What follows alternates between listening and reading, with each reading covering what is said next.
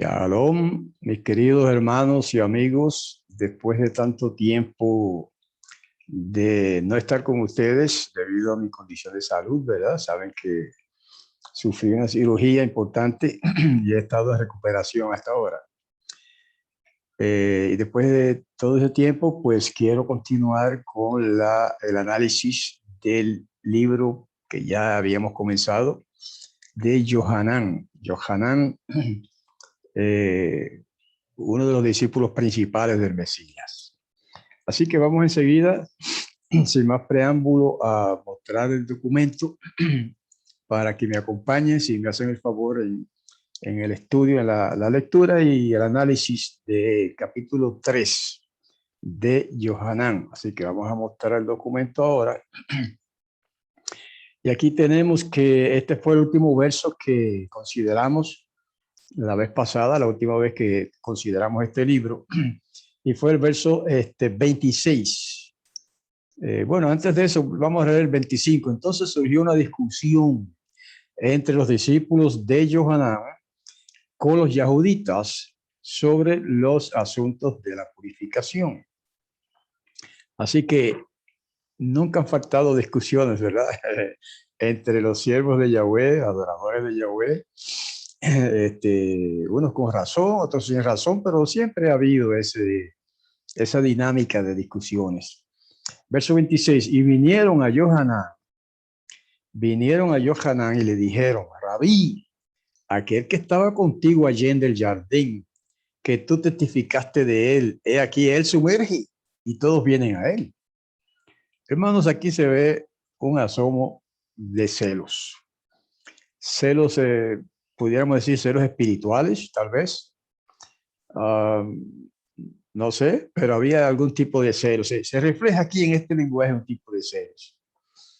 Interesantemente, los discípulos de Yohanan le llamaban rabí a Yohanan, ¿verdad? Eso ya lo habíamos explicado. Eso era común, un maestro judío que estuviera enseñando y formara una escuela o un grupo de discípulos, pues era el rabí de esos discípulos. Entonces ahora continuamos con el verso siguiente, que es el que comienza la parte de hoy. Dice, estamos en el verso 27. Waya'an Yohanan Wayomar, lo yuhalish la kahat, me umma im lo hayanatun lo min hashamayim. Y respondió Yohanan y dijo, palabras sabias, no puede un hombre recibir algo si no le fuere dado de parte del cielo.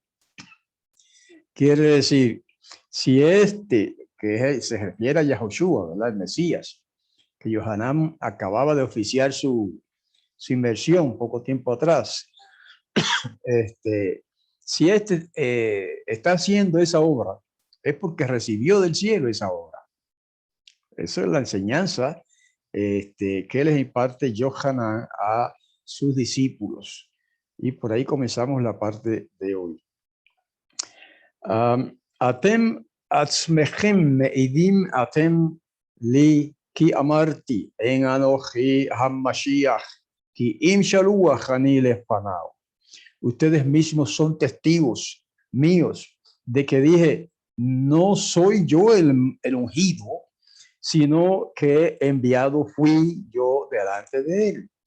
Interesantemente, aquí hemos traducido la palabra Mashiach, cuando Yohanan dice, en Anoji HaMashiach, y yo no soy el Mashiach.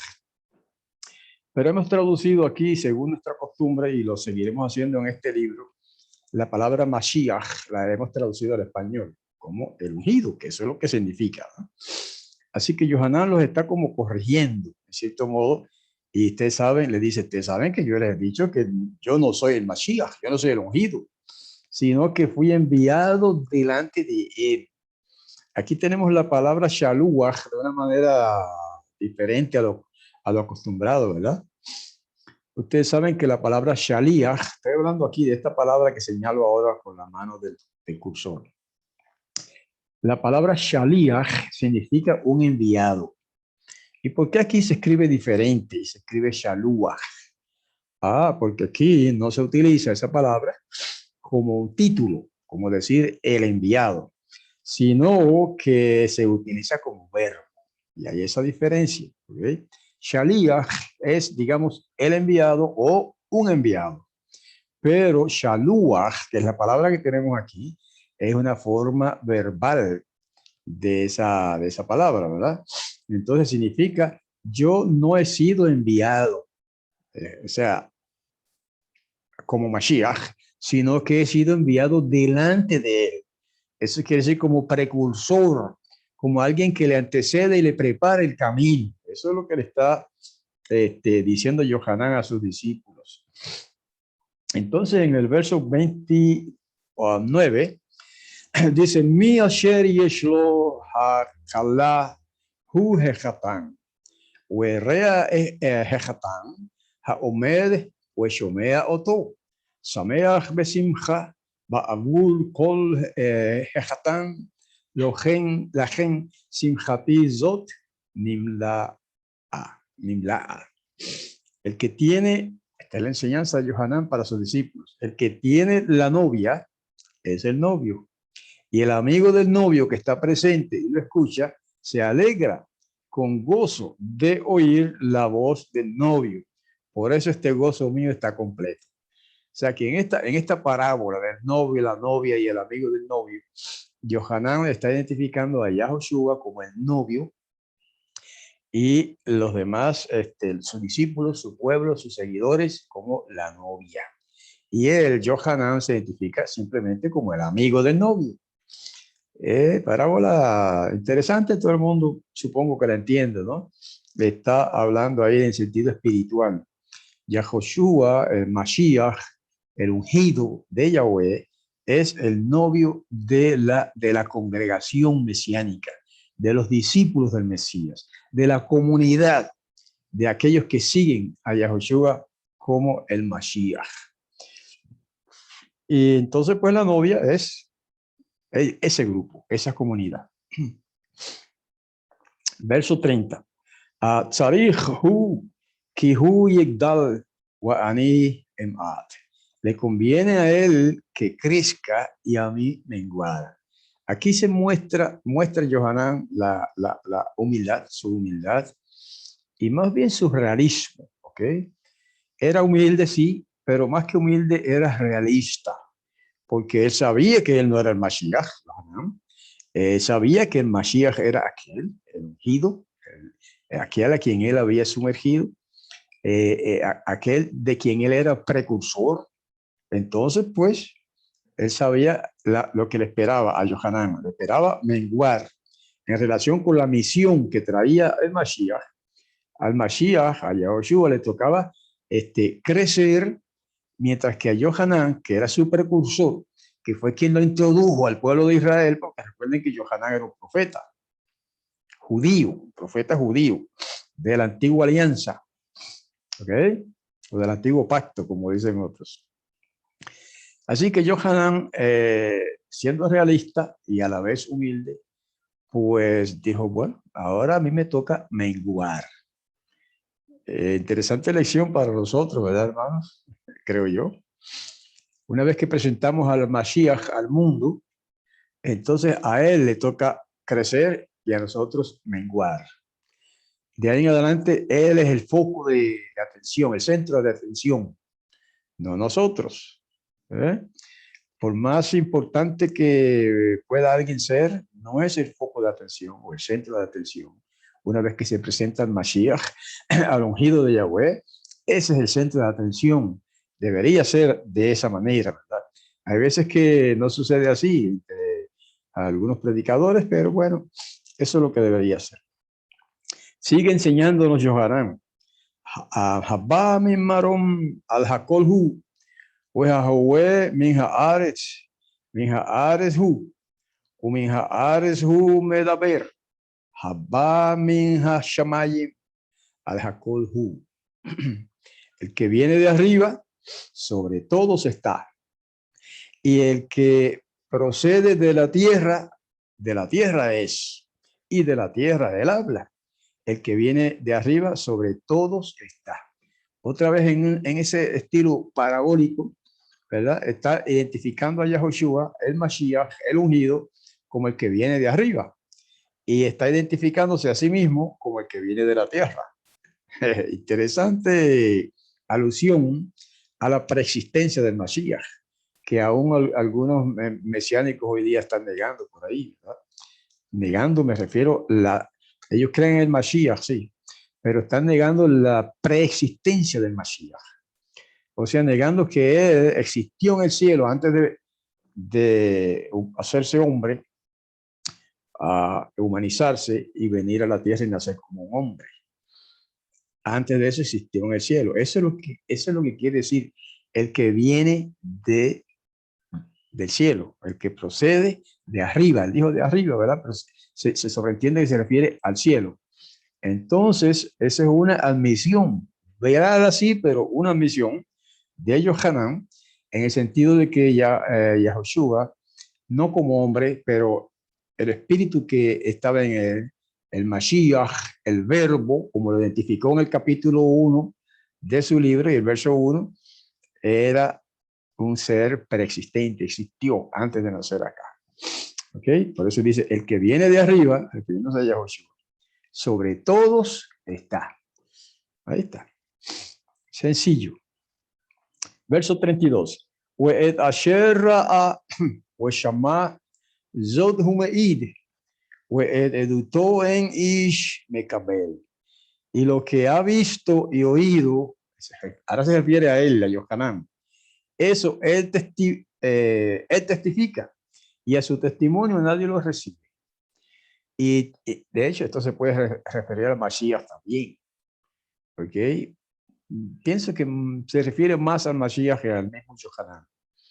El que lo que ha visto y oído, y eso fue lo que hizo Yahushua, enseñó lo que escuchó de su padre, lo dijo él mismo en otra ocasión, y testificó de lo que él había visto en el cielo, ¿verdad? Y eso él testifica y dice, y a su testimonio nadie lo recibe, porque Yohanan sabía que en términos generales el pueblo de Israel no habría de recibir a Yahushua como el Mashiach. ¿Ok? Así que esta misma fraseología de Yohanan en el verso 32, digamos, predice en cierto modo que Yahushua no habría de ser recibido como Mashiach en el pueblo, entre el pueblo judío, ¿verdad? Y así fue. Eso fue exactamente lo que sucedió. El verso 33, Hamekabel et eduto Hatam ki ha Elohim me et hu. El que recibe su testimonio ha confirmado que el Todopoderoso es veraz. Ahí está. El que recibe su testimonio, ¿de quién? El testimonio de Yahushua, llamado en arameo Yeshua. Algunos discuten sobre esos nombres. No hay que discutir sobre esos nombres. Yeshua es la forma aramea del hebreo Yahushua. ¿Ok? No hay que discutir por eso. Pero ese no es el tema de hoy. El que recibe su testimonio del Mashiach ha confirmado que el Todopoderoso, que fue el que envió al Mashiach, es veraz. Sencillo. Aquí no hay nada de... Este es un libro profundo. Pero en estos pasajes hasta ahora no hay nada de misterio, ¿verdad? Verso 34. Sigue hablando del ungido. Ki ze asher zalach oto ha-Elohim, et divrei ha-Elohim hu medaber. Ki lo bemidah noten ha-Elohim el ha-Ruach. Porque otra vez, refiriéndose a Yahushua, a quien envió el Todopoderoso, ¿quién lo envió? El Todopoderoso, el Padre. La palabra del Todopoderoso, él habla.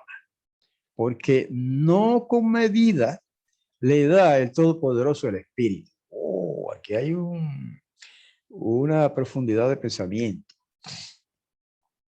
Ok, ¿quién es el Todopoderoso? Bueno, muchos cristianos alaban a Yahushua, al que llaman Jesús, como el Todopoderoso. Ese es Dios. Ellos dicen, ese es nuestro Dios, el Todopoderoso. Y, hermanos, qué pena, porque eso no es lo que enseña la Escritura. Aquí dice claramente, Yahushua, a quien envió el Todopoderoso, entonces son dos. La palabra del Todopoderoso él habla. Eso concuerda con algo que dijo Yahoshua más adelante, que él dijo, yo no hablo nada de mi propia iniciativa, sino lo que oigo al Padre, eso hablo. O sea, antes de que Yahoshua dijera eso, ya Yohanan había dicho algo similar, que a quien el Todopoderoso envió, pues lo que habla es la palabra del Todopoderoso. Luego dice, porque no con medida, eso es importante, le da el Todopoderoso el Espíritu.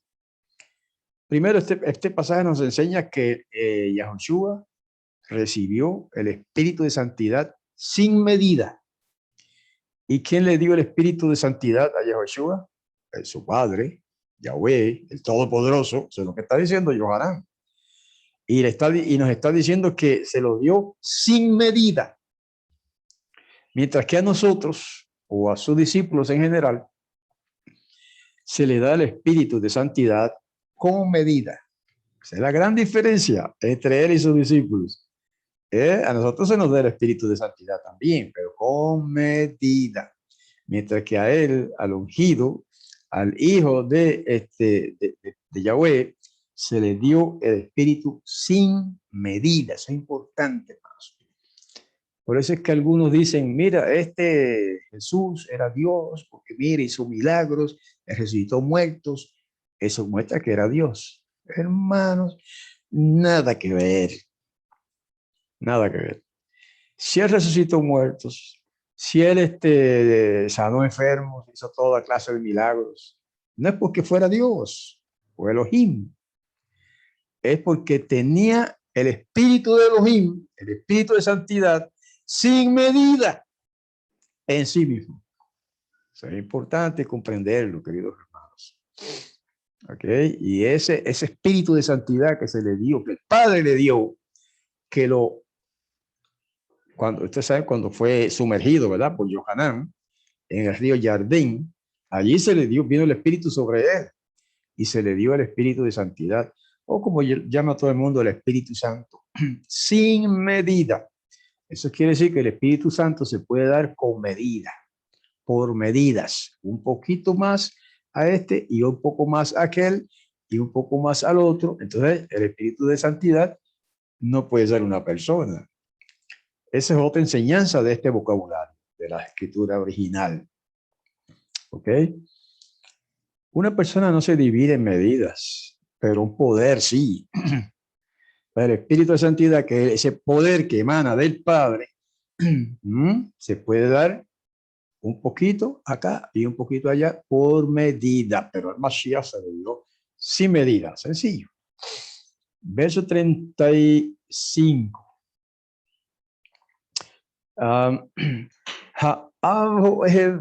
Perdón. Ha'av ohev el haben o el hakol natan beyado. El Padre ama al Hijo y todo lo puso en su mano. Todavía no, casi puedo decir que no comprendo cómo hasta en este momento hay todavía personas, hermanos muy buenos y todo, pero equivocados en el mesianismo, en el llamado movimiento mesiánico, que dicen que Yahoshua y Yahweh es la misma persona, que el Padre, el Hijo es el mismo Padre. Hermanos, es una confusión total. Aquí nos habla de dos personas. El Padre ama al Hijo y todo lo puso en su mano. Elemental. Verso 36.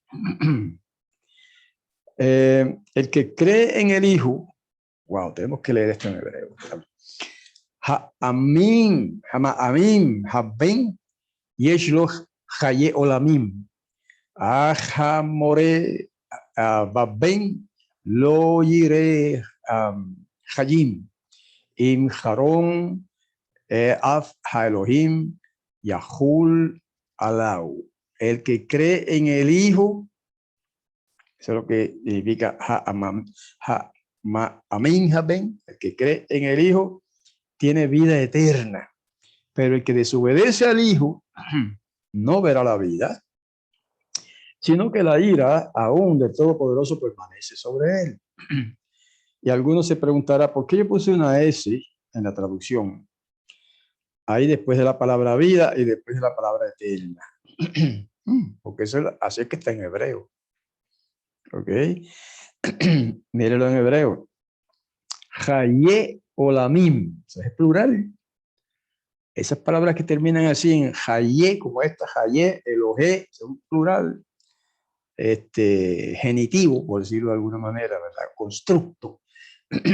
Quiere decir vidas de. Y olamim significa eternidades. Porque en el singular de olamim es olam. Es importante para los que estudian hebreo. Olamim es el plural de olam. Olam significa eterno en este contexto. Porque la palabra olam significa muchas cosas, varias cosas. Una de las cosas que significa la palabra olam es eternidad o eterno. ¿Okay? Y aquí está en plural. Haye olamim significa vidas eternas. También se puede traducir más literalmente vidas de eternidad, pero usualmente se dice vidas eternas. Entonces, ¿cuántas vidas eternas hay? Esto lo habíamos mencionado antes, ¿verdad? No es que podemos decir que hay muchas vidas eternas. La vida eterna es una, sin fin. Entonces, lo que implica el plural en este contexto, como en muchos otros contextos, es la inmensidad de eso que se menciona. ¿Eh? ¿Ok? Entonces, aquí está diciendo, el que tiene al Hijo tiene vida eterna. Se puede traducir en singular, porque el español no es igual que el hebreo. Pero es bueno tener en cuenta que el hebreo lo pone en plural para indicar la inmensidad, la vastedad de ese concepto que no cabe en nuestra mente, que es la vida eterna. Y por eso se pone en plural. Pero lo más importante que esa explicación es esta otra parte. Pero el que desobedece al Hijo no verá la vida eterna, sino que la ira aún del Todopoderoso permanece sobre él. Entonces, hermanos, es importante obedecer al Padre, por supuesto, pero también es importante obedecer al Hijo. Porque el que no obedece al Hijo, ahí está, la vida, la ira de Elohim, permanece sobre él. Y hasta aquí llega el capítulo 3. Con esto concluimos el capítulo 3. Ya saben que habíamos en una grabación anterior, tenemos la primera parte, la primera mitad, vamos a decir, del capítulo 3.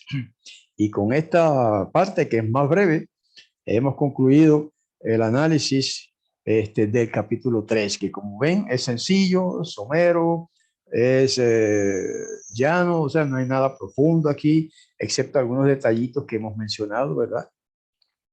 Y culminamos con esta partecita de lo que es la vida eterna. La vida eterna es un concepto, bueno, como es el tiempo, el concepto de tiempo, ¿verdad? Es un concepto difícil de definir. ¿Qué cosa es el tiempo? A veces yo digo, bueno, el tiempo es el transcurso de la existencia. Una manera tal vez un poquito filosófica de explicar o tratar de definir qué cosa es el tiempo, ¿verdad? El tiempo, ¿qué cosa es el tiempo? No es una cosa. El tiempo es un concepto. Entonces, el tiempo a veces yo lo veo como el devenir, ¿verdad? O el transitar o el discurrir de la existencia, de la vida. Pero también se puede definir el tiempo como la medida de la vida. O sea, uno vive, por ejemplo, 80 años, pues esa es una medida, del 1 al 80, eso es un tiempo, un periodo de tiempo, ¿verdad? Entonces, el tiempo es la medida de la existencia o la medida de la vida. o quizás hay otras definiciones, pero no estamos aquí para filosofar, nada más que tocamos ese detallito, ¿verdad? Para hacer resaltar la importancia de lo que es la vida eterna. Que no es que si servimos al Padre y seguimos a su Hijo, el Mesías Yahushua, vamos a recibir la vida eterna. Eso es lo que dice ahí y en muchos otros pasajes. Y eso lo que quiere decir es que vamos a vivir una vez que pase este drama de pecado, ¿verdad? Que seamos transformados en inmortales o resucitados. Entonces viviremos no 100 años, lo cual es interesante, vivir 100 años, no 200 años, no 969 años como vivió Metushelach o Matusalén, no 1000 años. Lo que quiero es grabar en la mente la importancia de ese concepto. No 2000 años. Wow, ¿cómo será vivir 2000 años? No 5000 años, no 10.000 años. Usted vivirá no 20.000 años, no 50.000 años. Estoy hablando tontería porque no es necesario eso, pero me gusta analizar un poquito las cosas así. No 1 millón de años, no 10 millones de años. Vamos a vivir millones de años sin fin. Eso es la eternidad. Eso es la eternidad. Eso es la vida eterna. Y eso no se consigue con ningún alimento. Eso no se consigue con la fuente de la juventud, como ustedes saben la historia, ¿no? De aquel hombre que buscaba la fuente de la juventud y fue hasta Florida y qué sé cuánto, viajando, buscando la fuente de la juventud para tener vida eterna. Eso no se consigue de otra manera que no sea recibiendo ese don, ese regalo de la vida eterna, recibiéndolo del Padre, Yahweh, a través de, por medio de su Hijo, el ungido de Yahweh, que es el Mashiach, que se llama Yahushua en hebreo, y Yeshua en arameo, si usted lo prefiere así. ¿Ok? Bueno, pues, queridos hermanos, con esto yo me despido por hoy. Hoy ha sido breve la plática, ¿verdad? Espero que en semanas subsiguientes, espero continuar analizando el libro de Yohanan, que es un libro precioso. Les he dicho que es para mí uno de los más preciosos libros de los escritos apostólicos, ¿verdad? Y quizás de toda la escritura en general. Así que vamos a concluir esta sesión de hoy deseándole a todos los que escuchan y nos ven la bendición de Todopoderoso y a la vez invitándolos para la próxima semana que me acompañen otra vez en el análisis en ese caso, del capítulo 4 del libro de Yohanan. Lo más probable es que hagamos la mitad del capítulo, ¿verdad? Porque para no hacer demasiado extensos los videos, pues casi cada capítulo lo divido en dos. Así que comenzaremos la próxima vez con el capítulo 4 de Yohanan. Y reitero que el Todopoderoso Yahweh los bendiga. Hasta la próxima. Shalom.